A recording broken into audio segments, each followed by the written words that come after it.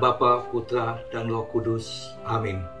Saudara-saudara yang terkasih dalam Kristus, saya, Alexander Junaidi, dari Komisi Keluarga Keuskupan Agung Palembang, menyapa saudara keluarga-keluarga Katolik dimanapun berada. Salam jumpa, salam sehat, salam bagi kita semua. Dalam acara Kemas Sabda, saya membawakan dari Injil Markus bab 14 ayat 12 sampai 14, dilanjutkan dengan ayat 22 sampai 26.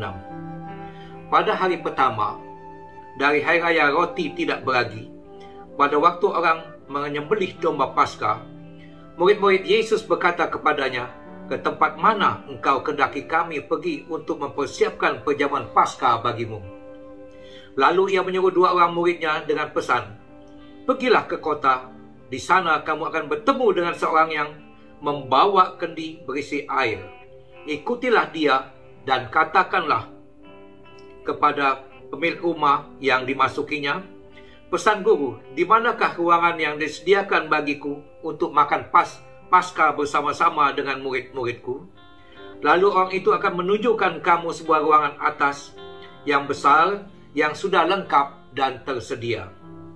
Disitulah kamu harus mempersiapkan perjamuan Paskah untuk kita." Maka berangkatlah kedua murid itu, dan setibanya di kota, didapatilah mereka semua yang dikatakan Yesus kepada mereka. Lalu mereka mempersiapkan Paskah.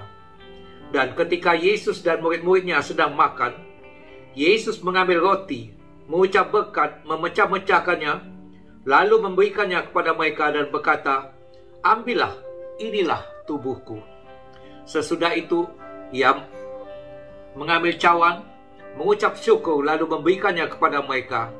Dan ia berkata kepada mereka, "Inilah darahku, darah perjanjian yang ditumpahkan bagi banyak orang.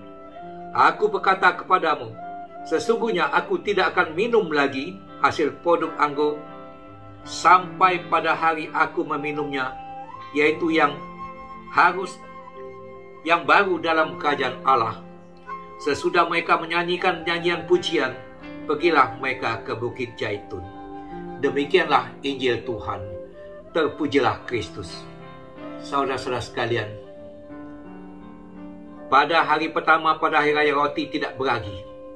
Kalau roti tidak beragi, artinya rotinya tidak bisa berkembang. Rotinya menjadi keras dan menjadi tidak enak. Demikianlah pada saat ini, pada saat masa pandemi ini, kita pun merasa susah untuk berkembang. Kita dibatasi aktivitas kita. Kita harus memakai masker. Kita tidak bisa berkumpul sama teman-teman lain. Kalaupun juga berjalan bertemu sama teman, kita pun mesti menjaga jarak. Kita tidak bisa berkumpul-kumpul. Malahan saudara sekalian Tuhan, kita juga mungkin mengalami kesulitan dalam pekerjaan. Kita mengalami kesulitan dalam berusaha. Dan sungguh-sungguh, ini hampir sama seperti roti yang tidak beragi. Kita tidak bisa berkembang. Semuanya menjadi terbatas. Dan kita pun selalu berdoa kepada Tuhan, "Tuhan, tolong lindungi kami. Jauhkan kami dari segala penyakit ini." Saudara-saudara sekalian Tuhan, inilah bagaimana kita sama seperti murid-murid Yesus mohon pada Tuhan Yesus, di mana kami akan boleh mengadakan perjamuan Paskah. Kita semua mengharapkan suatu keselamatan, kita mengharapkan satu kebangkitan, sama seperti apa yang dikatakan oleh murid-murid Yesus itu. Saudara-saudara sekalian Tuhan, kita baru saja merayakan novena Roh Kudus. Kita mengimani, kita percaya bahwa Roh Kudus ada pada kita. Roh Kudus akan membimbing kita. Roh Kudus akan menyertai kita. Dan kita pun percaya di dalam Injil dikatakan Allah menyertai kita dengan tanda-tanda dan kuasa.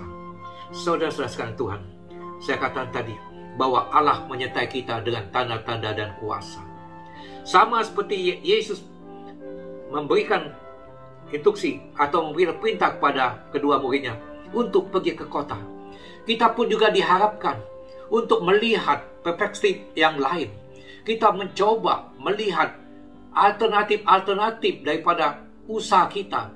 Mungkin kesulitan kita tidak akan diam saja. Tetapi seperti dikatakan oleh Yesus, Pergilah ke kota. Artinya kita mesti pergi dari kondisi kita, dari keadaan kita pada saat ini. Kita tidak akan berdiam diri, tetapi kita akan membuka suatu wawasan yang baru.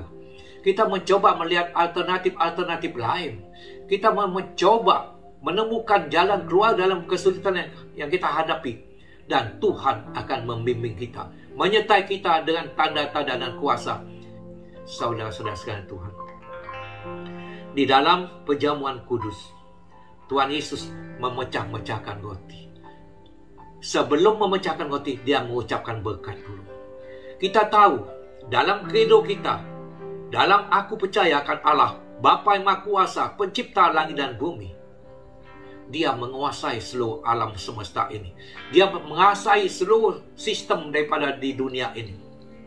Dan kalau dia mau, dia memberikan berkat bagi kita, semua boleh terjadi.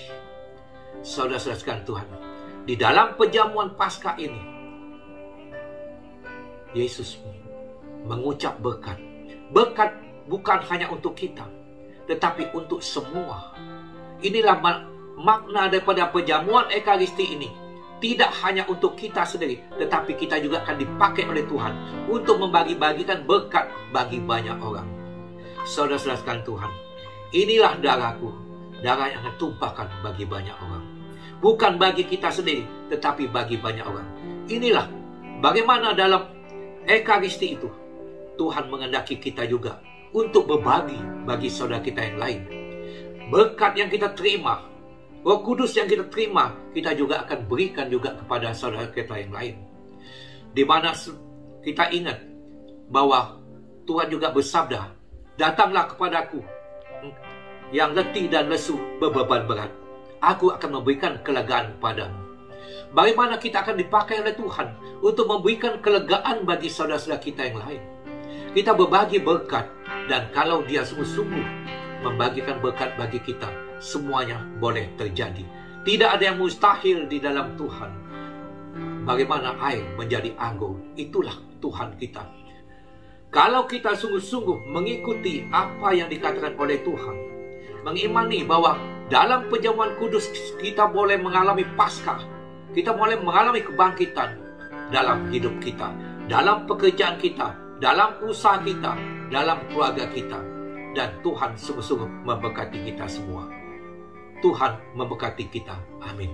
Dalam nama Bapa, Putra, dan Roh Kudus. Amin.